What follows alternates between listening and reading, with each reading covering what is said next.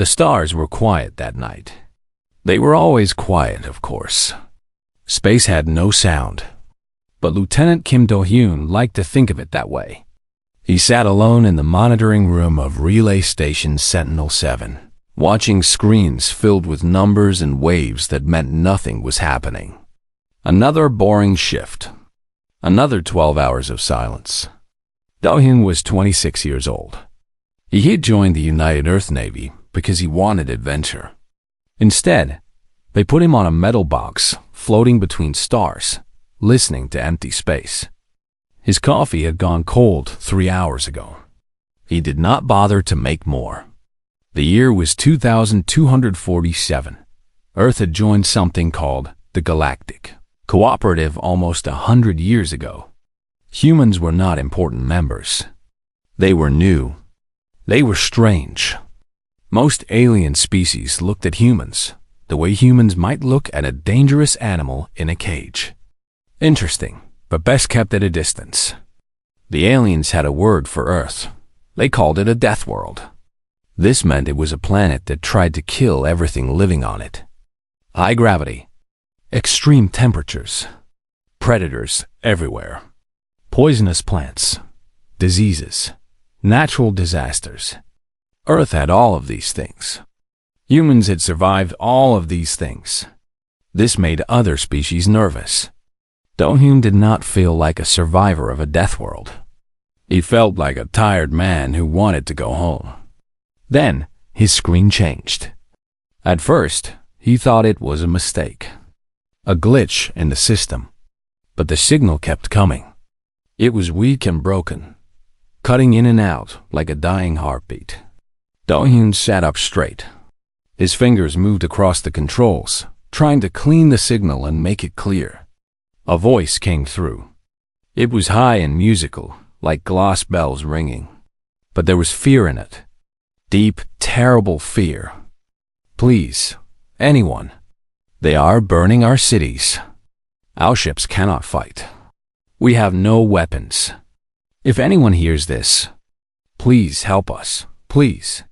The voice broke into static. Then it repeated. The same message, over and over. Do-hyun checked the source. The signal came from far away, from a system called Vellani Prime. He knew about the Vellani. Everyone did. They were beautiful creatures made of living crystal. They sang instead of speaking. They had never fought a war in their entire history. They did not believe in violence. Someone was attacking them. Someone was killing them. Do-hyun sent the signal to Earth Command. He marked it urgent. Then he sat back and listened to that frightened voice repeat its desperate plea. 6 hours later, the signal reached Admiral Park Ji-yeon. She was 61 years old. Her hair was gray and cut short. Her face had lines that spoke of hard decisions and sleepless nights. She had commanded ships in 3 different conflicts. She had buried friends. She had sent young people to die. She did not enjoy war, but she understood it. Ji-yeon sat in her office in the Pacific Fleet headquarters. Through her window, she could see the orbital shipyards where Earth's warships waited in silence.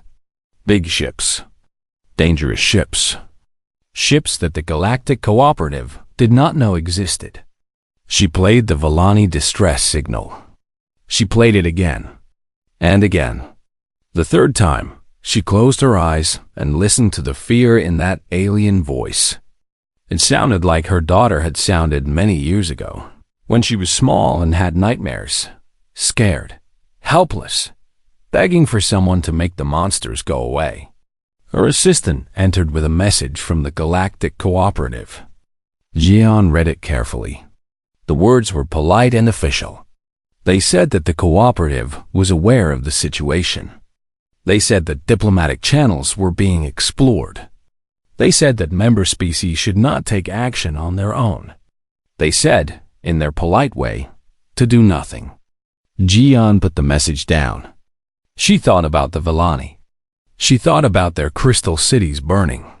She thought about creatures who had never learned to fight because they had never needed to.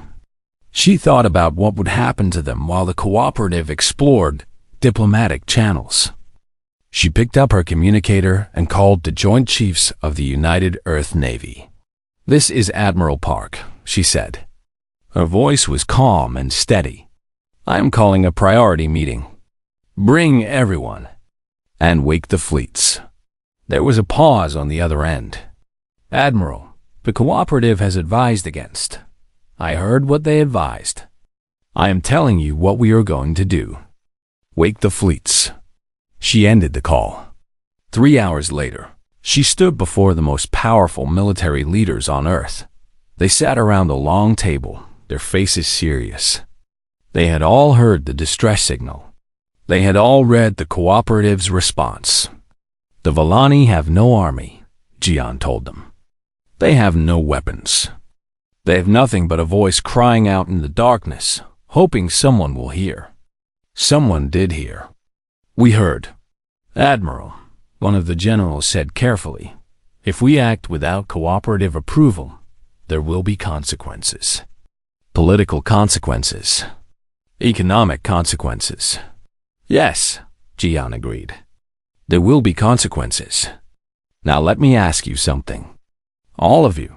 She looked around the table, meeting each pair of eyes. "What is the point of having the most powerful fleet in the galaxy if we hide it in our shipyards while innocent people die?" Silence. "What is the point of surviving a death world? What is the point of being strong? Is it so we can sit safely while the weak are destroyed?" More silence. "I will tell you what I think," Jiang continued.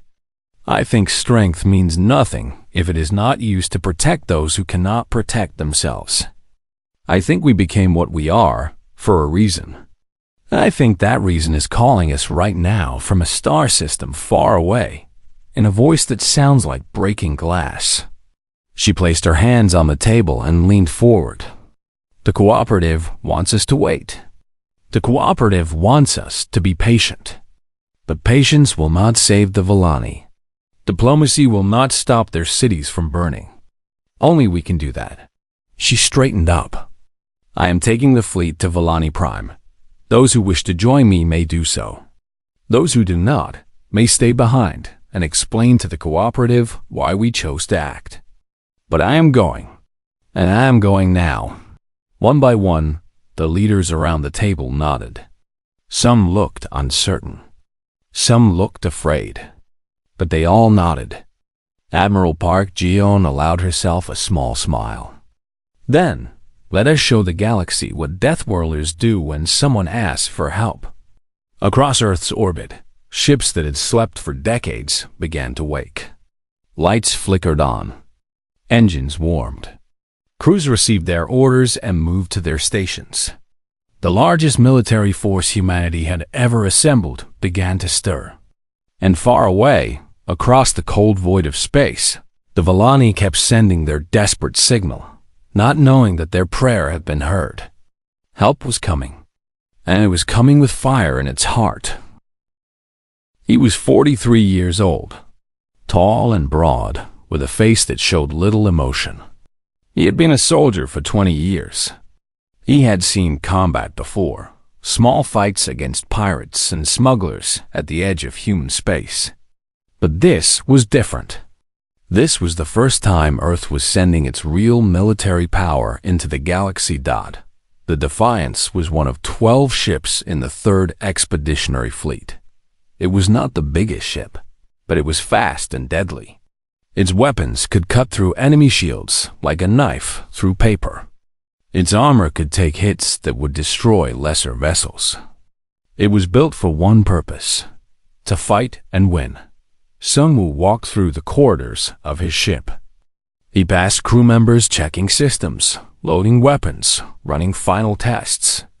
They were young, most of them. Young and eager and scared. They had trained for years, but training was not the same as real combat.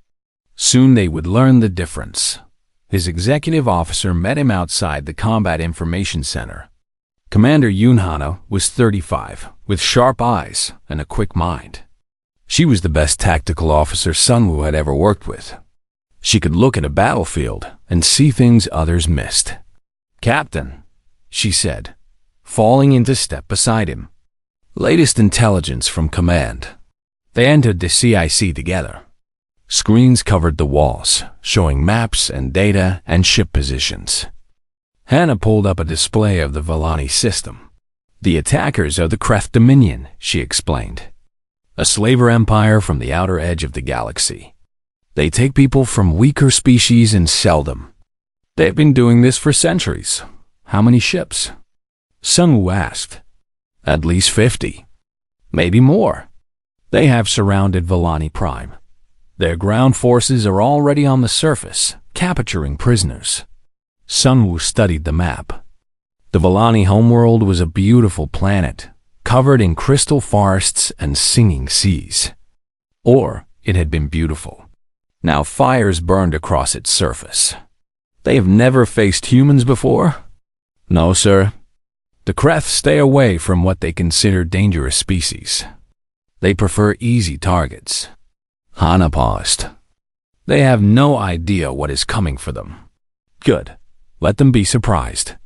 Across Earth's orbital shipyards, the full might of humanity was waking up. Ships of all sizes powered their engines and tested their weapons. Fighters launched from carriers.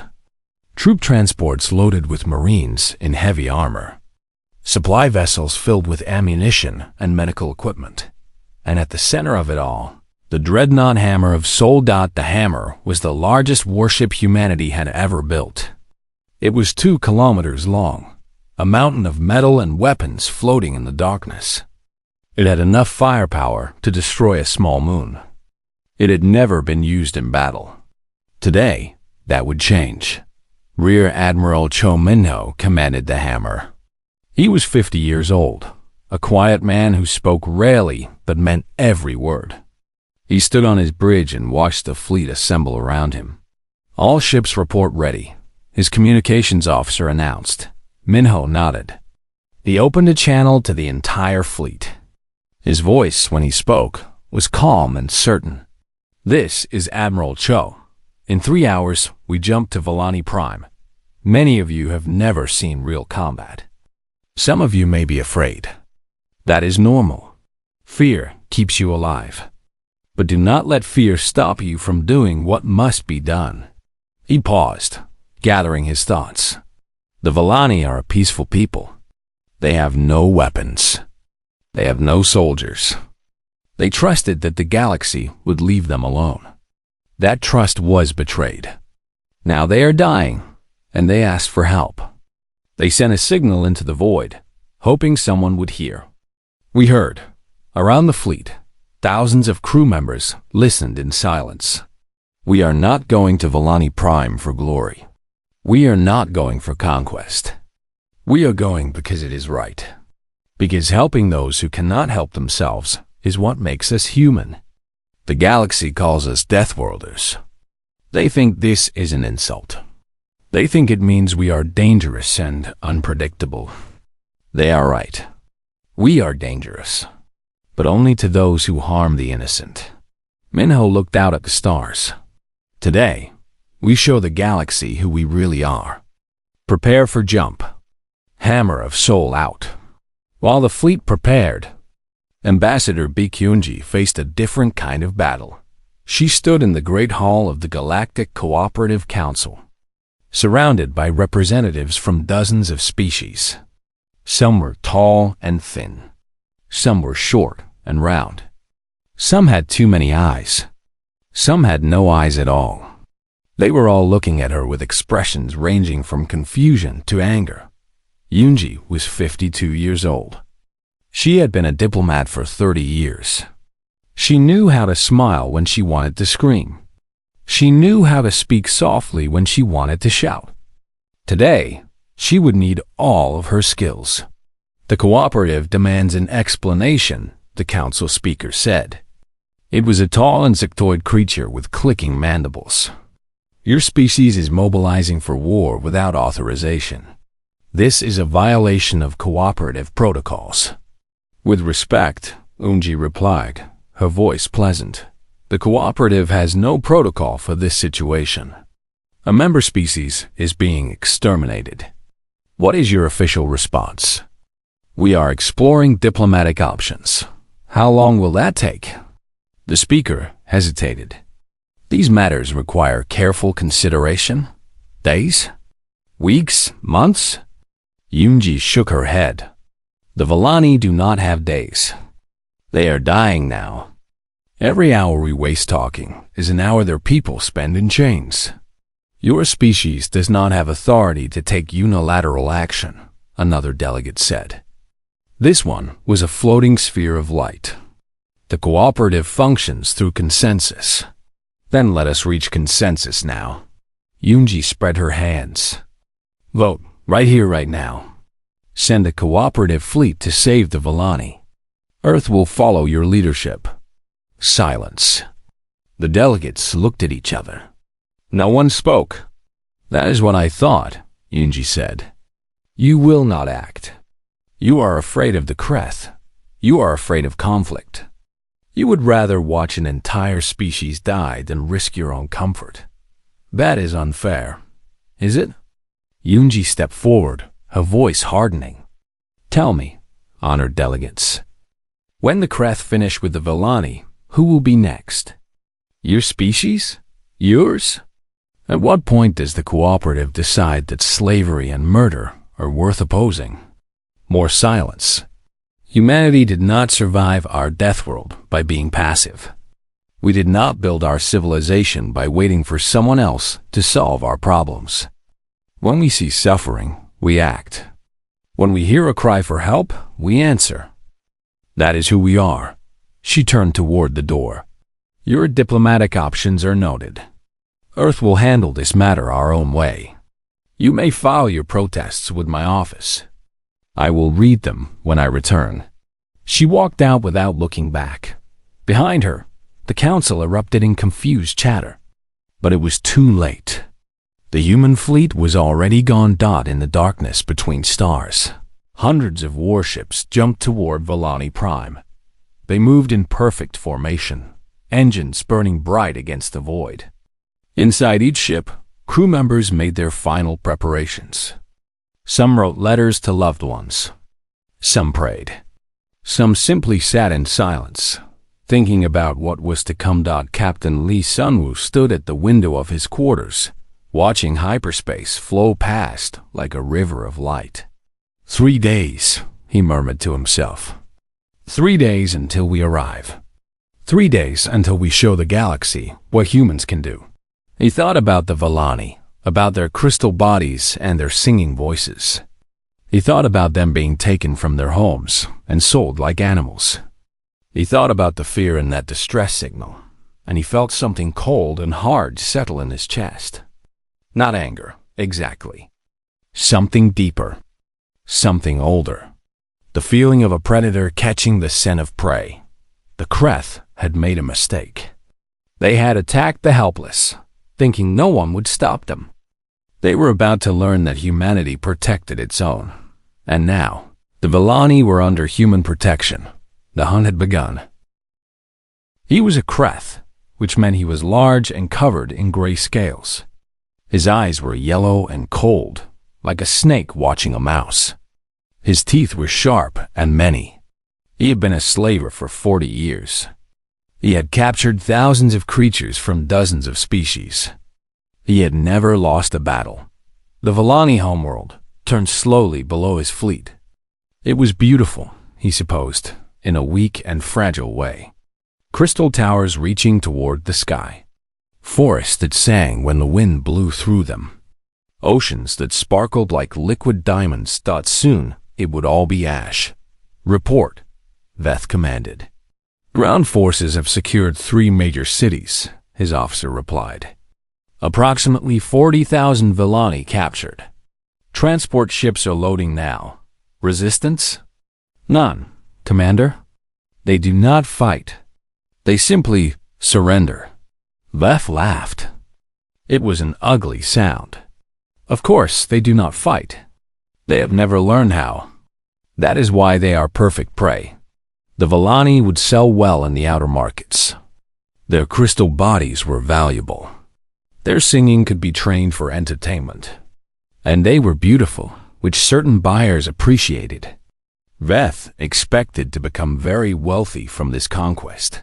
His sensor officer suddenly looked up, confusion on his face. "Commander, I am detecting ships approaching. Fast. The cooperative?" Veth dismissed the concern with a wave. "They will send diplomats. Polite words. Perhaps a strongly worded letter." He chuckled. "By the time they finish debating, we will be gone. These are not cooperative ships, Commander. The signatures are unknown." Now Veth turned, his yellow eyes narrowing. "Unknown? What species?" The officer checked his readings again and again. Then he looked up, and Veth saw something he had rarely seen in a Kreth face. Fear. "Human, Commander. The ships are human." Veth stared at him. Humans. He knew the stories, of course. Every species knew the stories. Creatures from a world of death. Predators who had conquered their own planet before spreading to the stars. Dangerous, the story said. Unpredictable. Best avoided. But Veth had never met a human. He had never fought one. He did not believe the stories. "How many ships?" he asked. "I am counting." 247, Commander. "No. Wait. More are appearing. 300. 350. Veth felt the first small touch of uncertainty. He had 50 ships. Strong ships, yes. Proven ships. But 350? "They are hailing us, Commander. Put it through." The main screen flickered.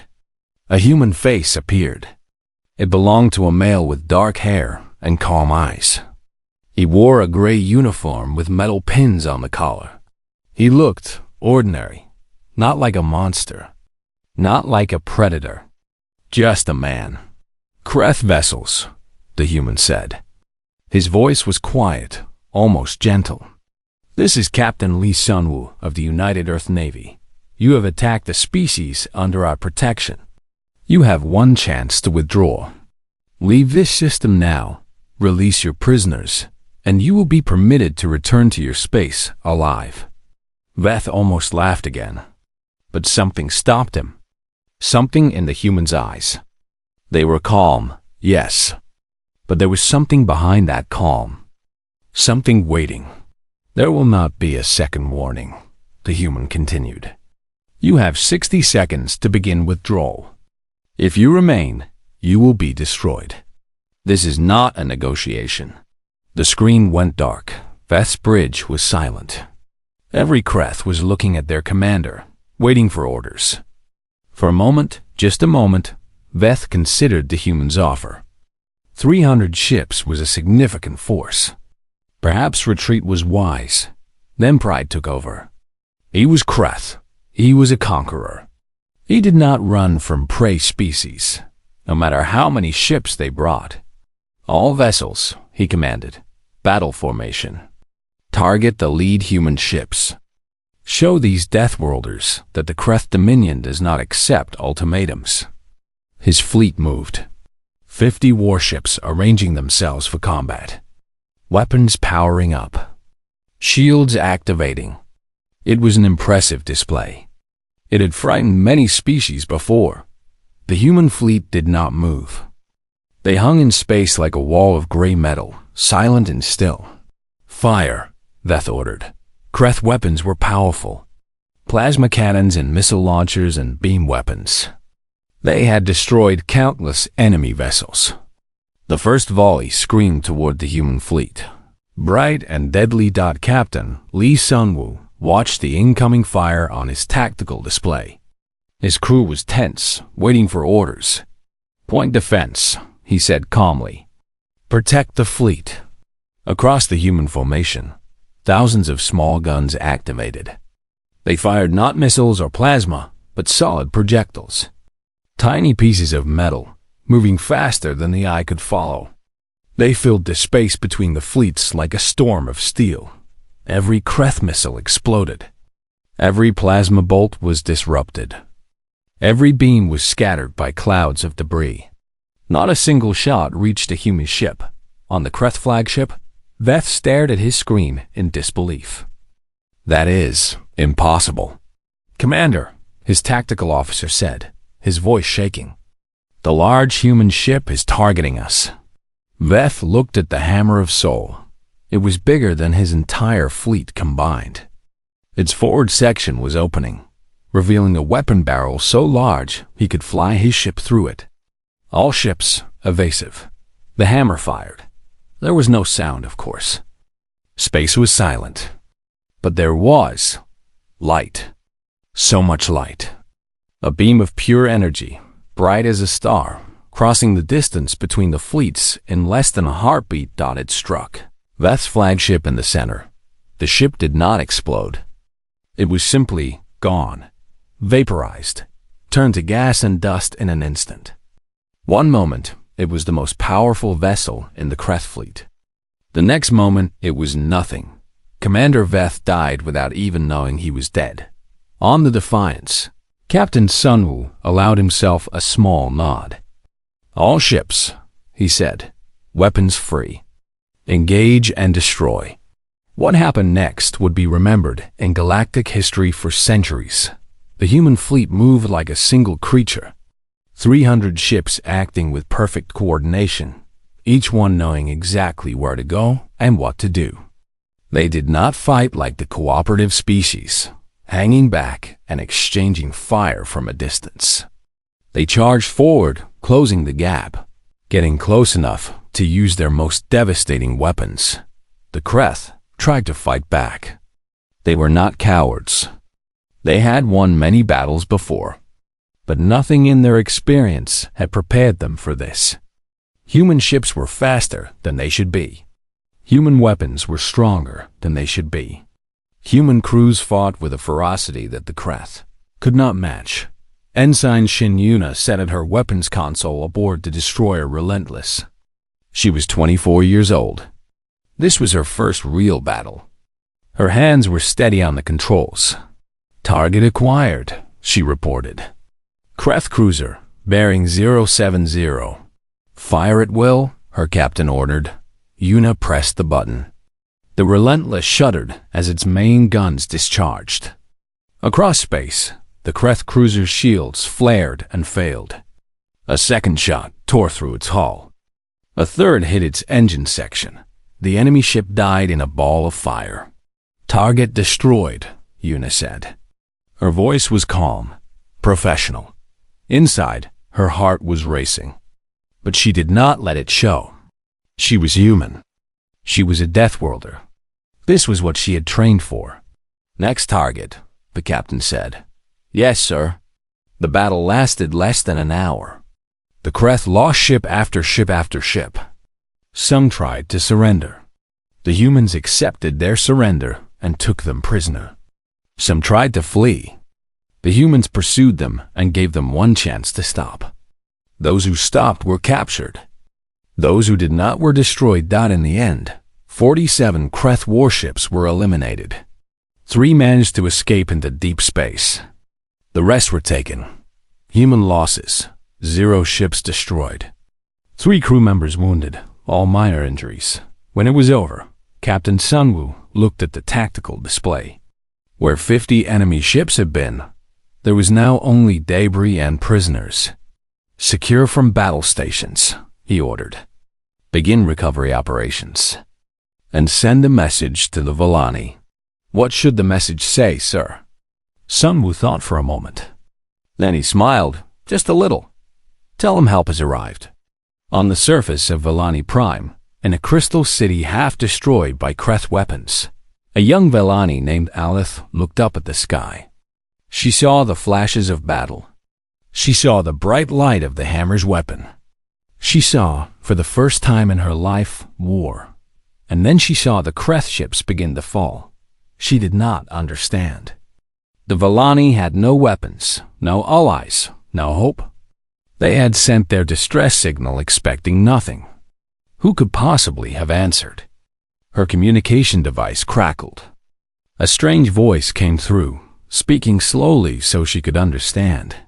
People of Valani Prime, this is the United Earth Navy. The enemy fleet has been destroyed. Medical and rescue teams are on their way. You are safe now. Elith stood in the ruins of her city and listened to those words. You are safe now. She began to cry. Crystal tears falling from crystal eyes, catching the light of the burning sky. And for the first time since the attack began, she dared to hope. The Deathworlders had come, and they had come to help. Kreth ground forces still held 3 cities on Valani Prime. They had thousands of prisoners locked in cages, waiting to be loaded onto transport ships that would never come. When the Kreth soldiers realized their fleet was destroyed, they did not surrender. They did what cornered predators always do. They became more dangerous. Sergeant Han Jong-woo led a squad of 12 Marines toward the largest Kreth camp. They moved through the crystal forest, their heavy armor making soft sounds on the glassy ground. The sun was setting, painting the world in shades of orange and red. Jong-woo was 38 years old. He had been a Marine for half his life. He had fought in dark places against dangerous enemies. He knew what waited for him in that camp. He knew what the Kreth were capable of.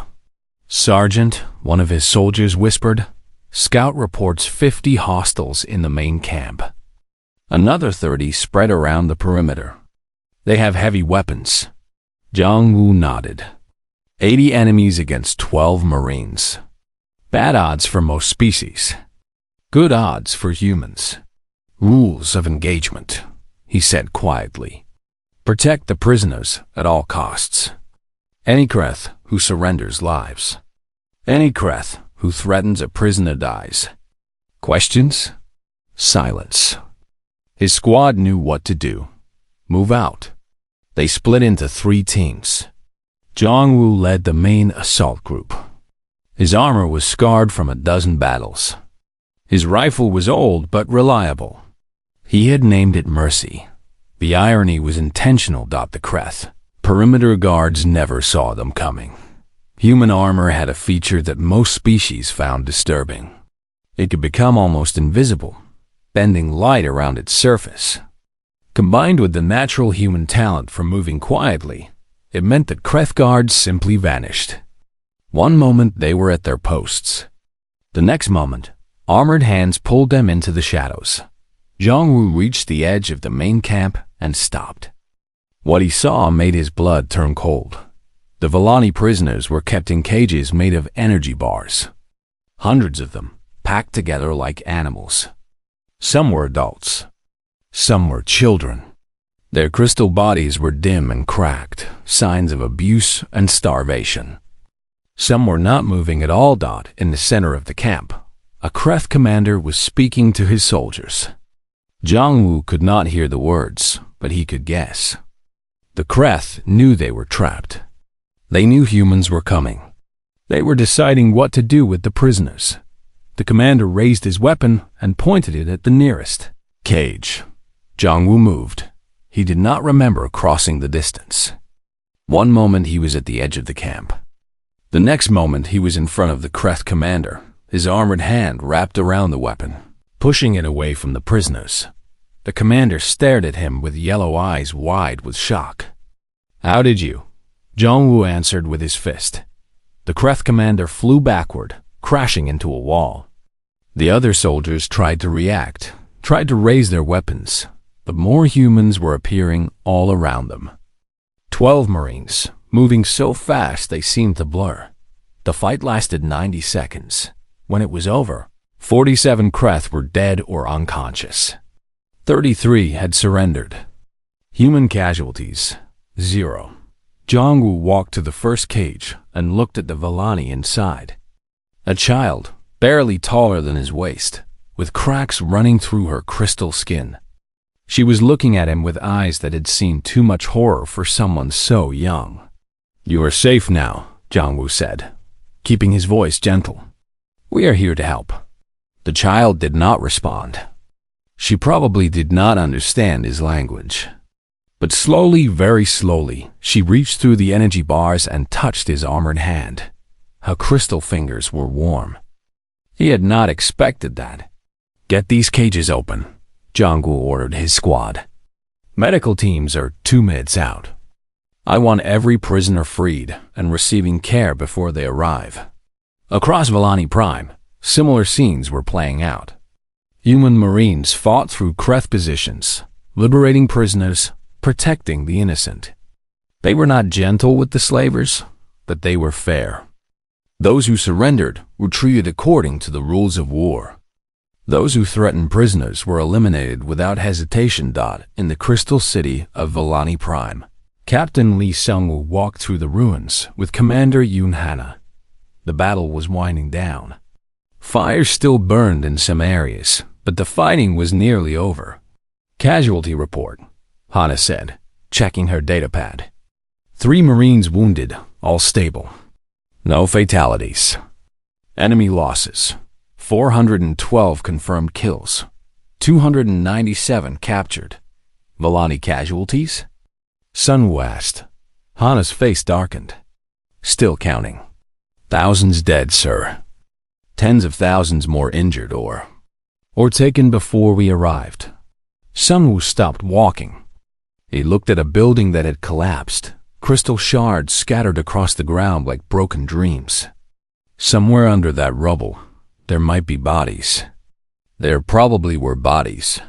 "We were too late for some of them," he said quietly. "We came as fast as we could, sir." "I know."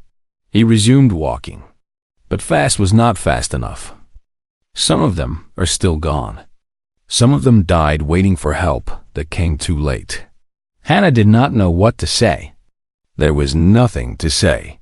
They reached a plaza where medical teams were setting up emergency stations. Human doctors and nurses worked alongside Volani healers, treating the wounded.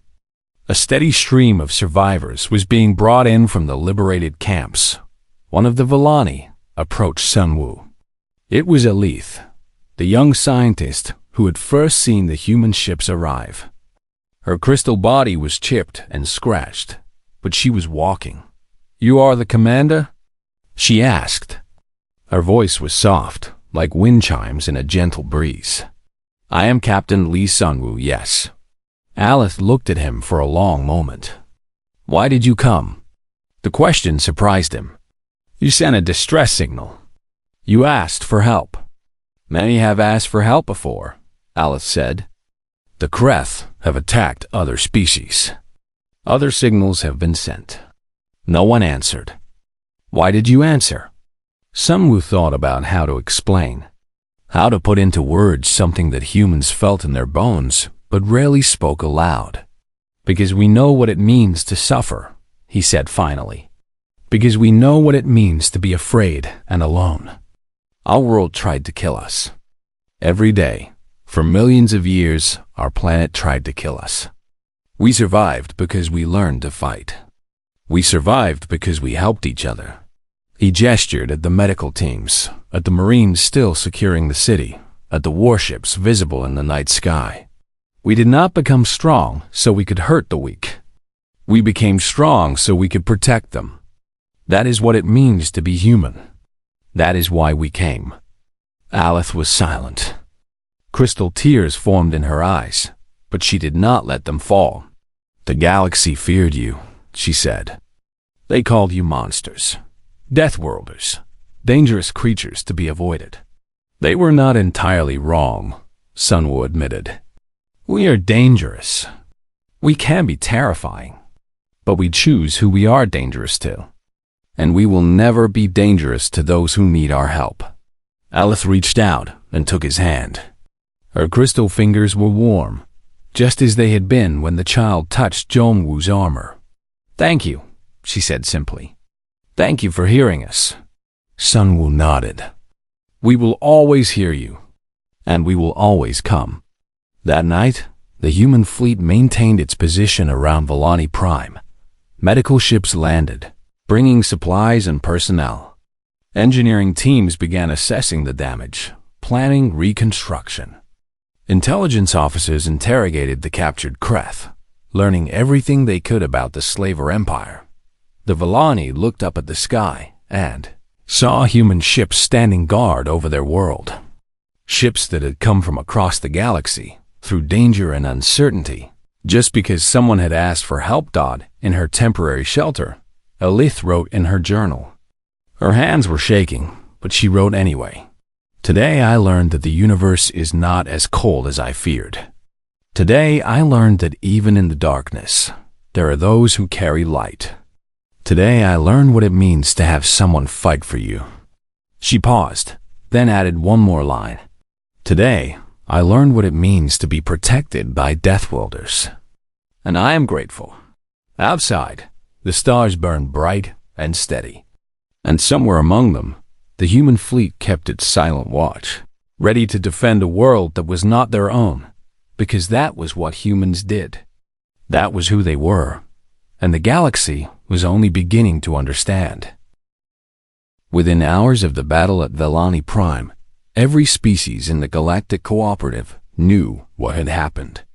47 Kreth warships destroyed. An entire slaver fleet eliminated in less than an hour. And the humans had lost nothing. Not one ship. Not one life. The numbers were impossible. The stories were unbelievable. But the evidence was everywhere. Sensor logs from passing vessels. Testimonies from rescued Velani. Images of human warships hanging in space like metal mountains. The Deathworlders had awakened. And the galaxy would never be the same. Ambassador Beak Yunji stood before the Galactic Cooperative Council once again. This time, the hall was different. The delegates who had dismissed her before now looked at her with new eyes. Some with fear. Some with respect. Some with anger. The cooperative formally protests the actions of the United Earth Navy, the council speaker announced. Its insectoid voice clicked and buzzed with barely controlled emotion. You violated 17 different treaties.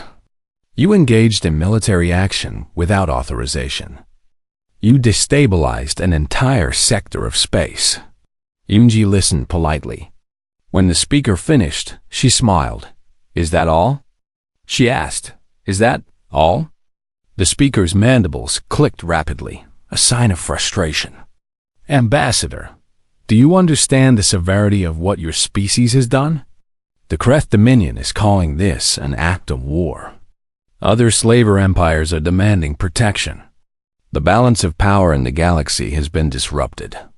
Good, Yunji said simply. Silence. Every delegate stared at her. Let me explain something to you, she continued, her voice steady. For 100 years, humanity has been a quiet member of this cooperative. We traded, we explored, we kept to ourselves. And in that time, we watched. We watched species get conquered. We watched people get enslaved. We watched the cooperative issue statements of concern while innocents died. She stepped forward, her eyes hard. We will not watch anymore. The floating sphere of light spoke up. You cannot unilaterally decide to be the protectors of the galaxy. You are one species among thousands. We are not asking for permission, Yunji replied. We are not requiring your approval.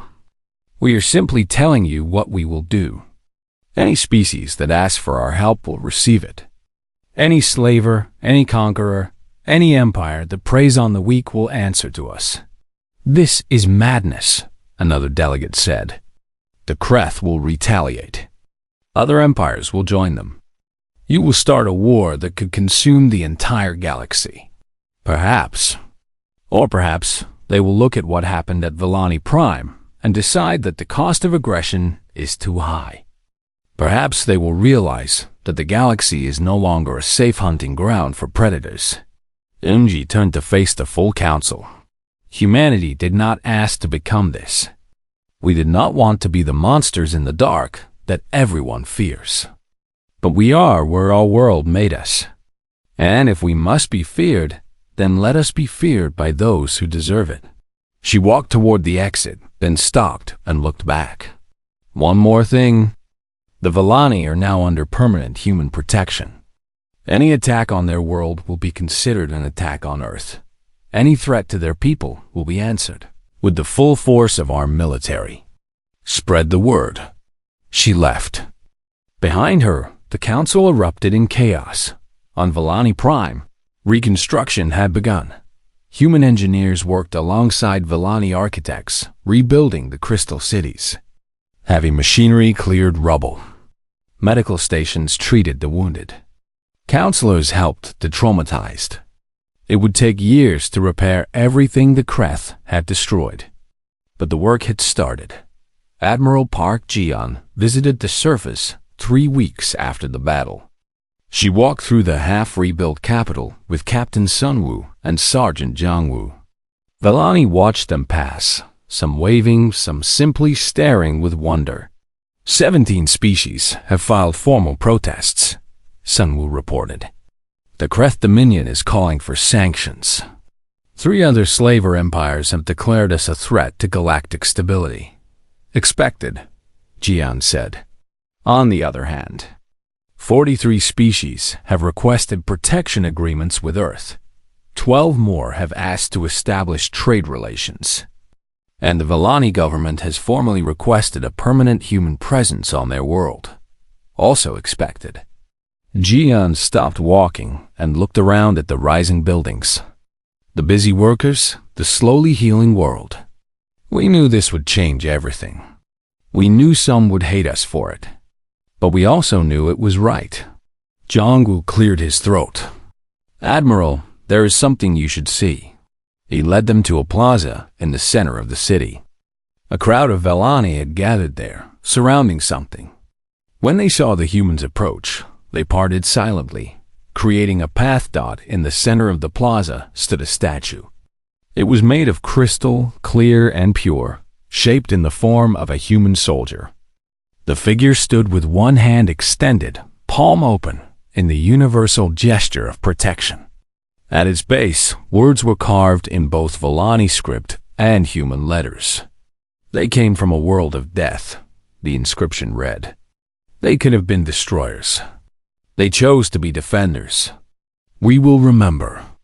Jian stood before the statue in silence. For a moment, her iron composure cracked. Her eyes grew bright with unshed tears. "We did not do this for gratitude," she said quietly. "We know," came a voice. Aleth stepped forward from the crowd. "You did it because it was right. That is why the gratitude matters more." The young scientist looked at the humans who had saved her world. The captain who had fought for strangers. The sergeant who had freed her people. The admiral who had ordered the fleet to move when everyone else told her to wait. "The galaxy called you monsters," Aleth said. "They said you were dangerous, unpredictable, violent. They were afraid of you. They still are," Jian admitted.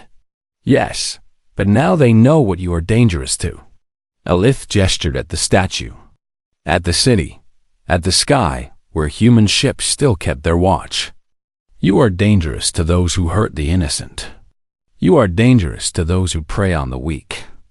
You are dangerous to the monsters." She smiled, and it was like sunlight through crystal. "You are the monsters that protect us from other monsters. And we are grateful." That evening, Sergeant Jongwoo sat alone on a broken wall, looking up at the unfamiliar stars. His armor was off, set aside for the first time in weeks. He was just a man now, tired and thoughtful. Aleth found him there. She sat nearby, not speaking, just sharing the silence.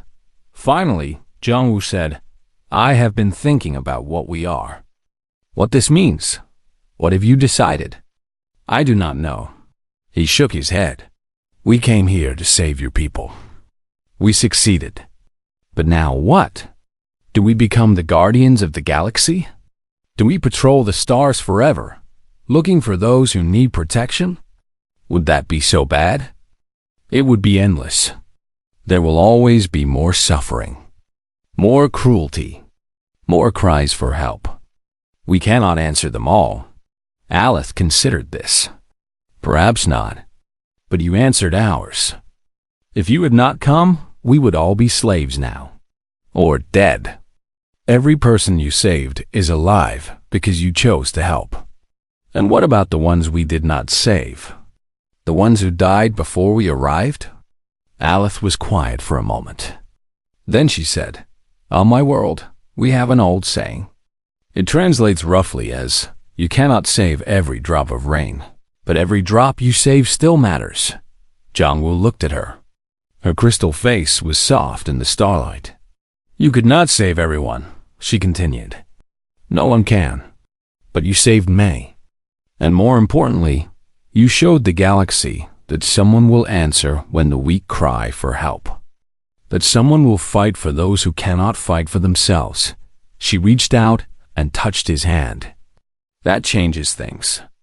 That gives hope. And hope is stronger than any weapon." Jongwoo was silent for a long time. Then, slowly, he nodded. "We do what we can," he said. "That is all anyone can do." "That is enough," Aleph replied. "It is more than enough." Above them, the stars burned on. And across the galaxy, species that had lived in fear began to whisper a new truth. The Deathworlders were not just dangerous. They were protectors. They were defenders. They were hope in the darkness, and they would answer when called. In her office back on Earth, Admiral Park Ji-yeon looked at reports from across known space. More distress signals were coming in. More species needed help. The work was just beginning. She had known it would be this way.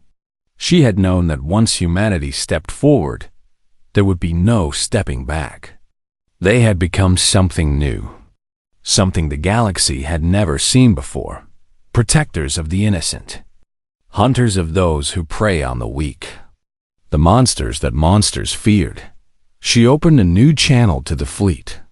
"All ships," she said, "prepare for deployment. We have work to do." And somewhere in the vastness of space, another distress signal reached Earth. Another cry for help echoing through the void. The humans heard it, and the Deathworlder warships began to move. The end.